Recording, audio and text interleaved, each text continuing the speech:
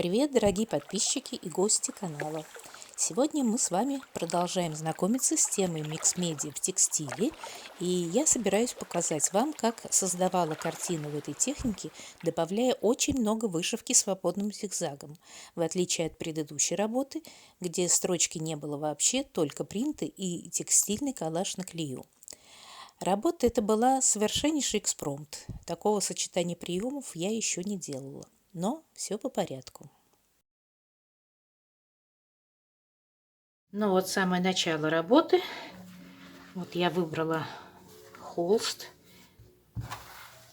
Примерно размер такой. И поскольку тема будет подорожник, то у меня ассоциации возникают какие-то тоже холщовые. Я покопалась в своих больших запасах мешковины разнообразной, которые я просто обожаю. И сейчас буду первоначально делать какой-нибудь коллаж из нее.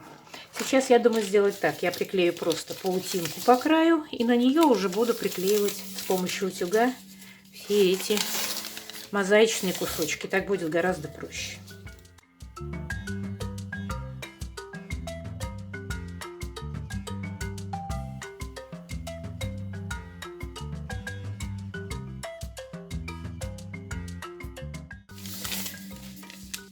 Паутинка вот эта, в принципе, довольно грубоватая для тонких тканей, она проступала бы.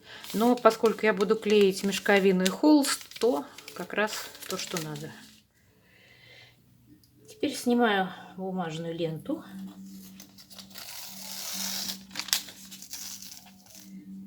И вот сейчас поверх через кальку делать это будет, я думаю, сплошное удовольствие. Почему я это делаю заранее, почему я клею, а не строчу? Потому что я хочу поверх сделать принты. Если принты ложатся уже на простроченный материал, на строчку, то это будет довольно большая грязь, как я убедилась на собственном опыте. Поэтому, чтобы вы не повторяли моих ошибок, принты надо делать на аппликацию, которая еще не прострочена. Ну вот, а теперь на максимальном нагреве утюга я все это прихватываю. Пришивать, конечно, как следует буду потом. Главное, чтобы они сейчас хоть как-то держались, эти кусочки, чтобы сделать поверх принта, как я уже говорила. Ну вот, вполне даже себе держится. А теперь я хочу проделать одну вещь, которую я еще не делала.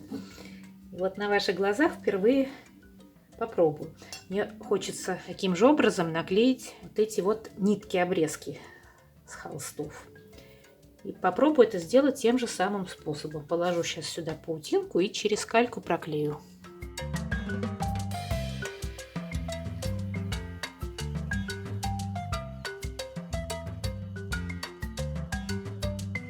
Ну вот, а теперь во все это хулиганство и безобразие я попытаюсь приклеить. Сейчас посмотрим, что из этого получится.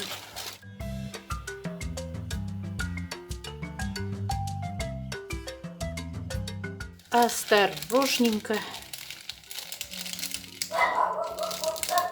снимаем.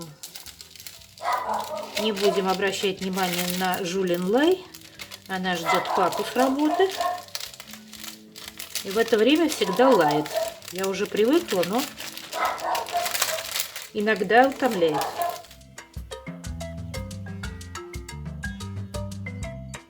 И вот теперь вот на это все я хочу делать принты. Я не представляю, что у меня получится и получится ли вообще. Но буду пробовать. Это интересно.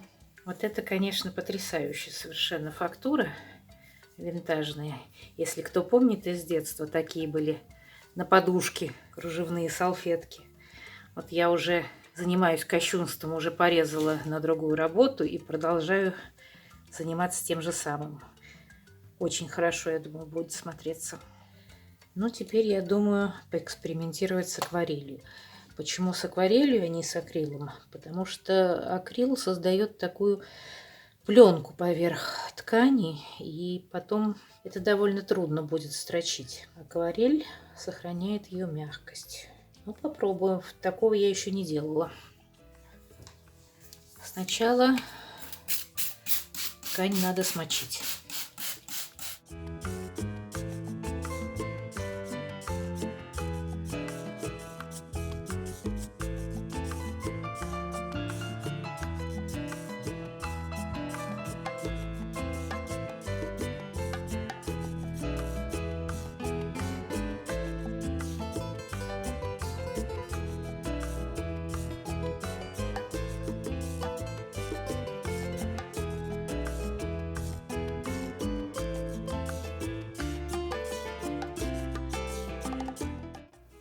Специально не хочу делать это сплошным слоем, чтобы была какая-то игра.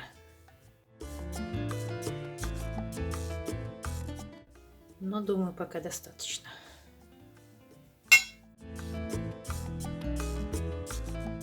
И еще раз прохожусь утюгом, чтобы высушить как следует и подклеить то, что отклеилось. Ну вот я отобрала листья подорожника. Сейчас буду с ними что-то пытаться сделать.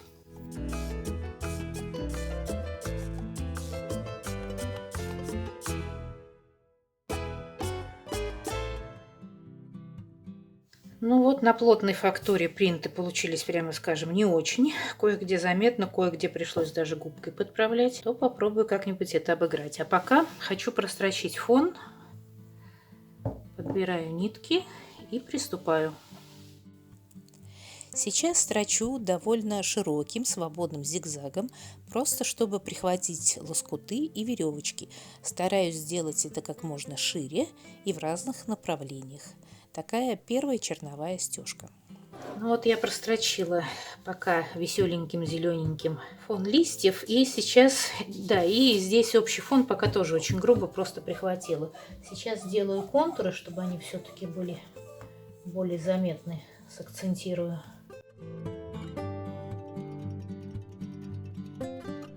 Ну вот еще и сделала по образцу настоящих. Прочертила пока карандашом контуры стебельков. Затем в качестве стебельков пришиваю свободным зигзагом довольно толстые веревочки. Это как раз то, что называется каучинг. Для новых зрителей ссылка на ролик про то, что такое каучинг и как эту технику применяют, внизу в описании под этим видео. Теперь очередь за вышивкой листьев. Все тот же широкий свободный зигзаг. Много раз прохожусь по одним и тем же местам, чтобы сгладить резкие перепады акрила при печати и чтобы увеличить интенсивность цвета в тех местах, где краска плохо пропечаталась. Постепенно насыщенность зеленого возрастает с каждым проходом. Причем стараюсь делать плавные переходы с помощью разных оттенков зеленых нитей. Чуть темнее краям, чуть светлее по центру. Потом я проделала то же самое с фоном. Не помню, почему не снимала, но принцип тот же. Шла широким свободным зигзагом сверху по лоскутной мозаике, исходя из того цвета, в которую покрашена каждая треть квилта. Вверху голубыми нитками нескольких оттенков, темнее по краям, светлее к центру, постепенно переходя на желтоватые, кремовые и почти белые нитки в центральной части, и затем также плавно от светло-зеленых к темно-зеленым, но другого оттенка, чем на листьях, в нижней трети квилта. То есть поддержала вышивкой акварельный фон.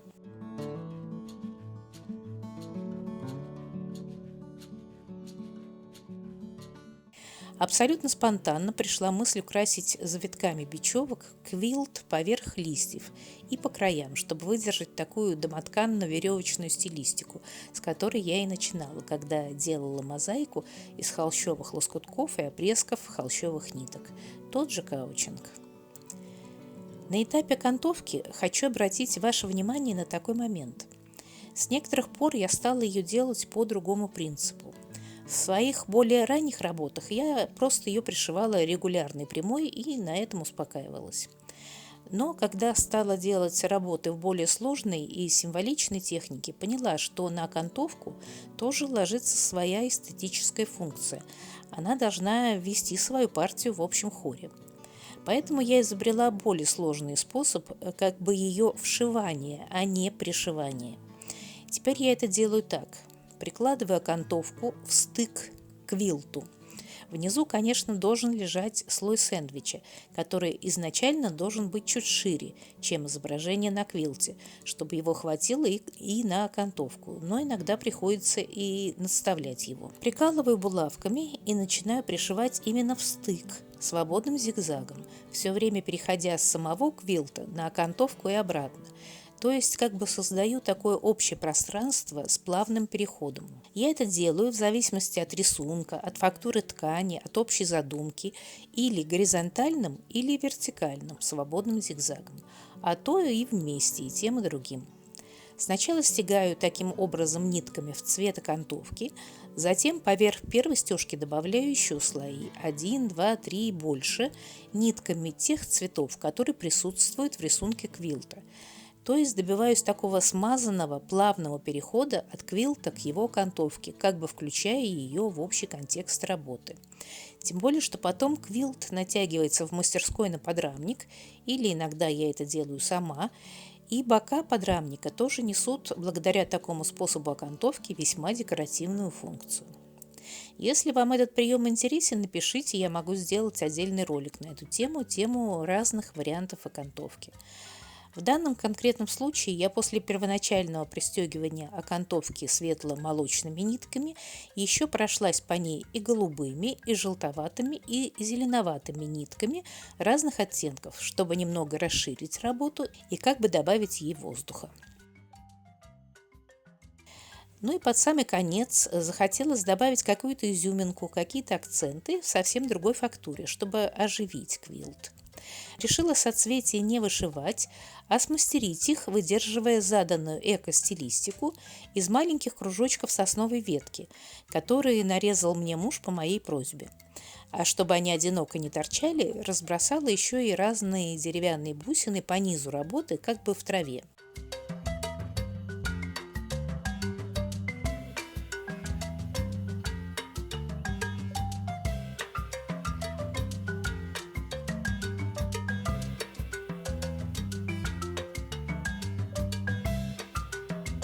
Ну, в общем, как-то так.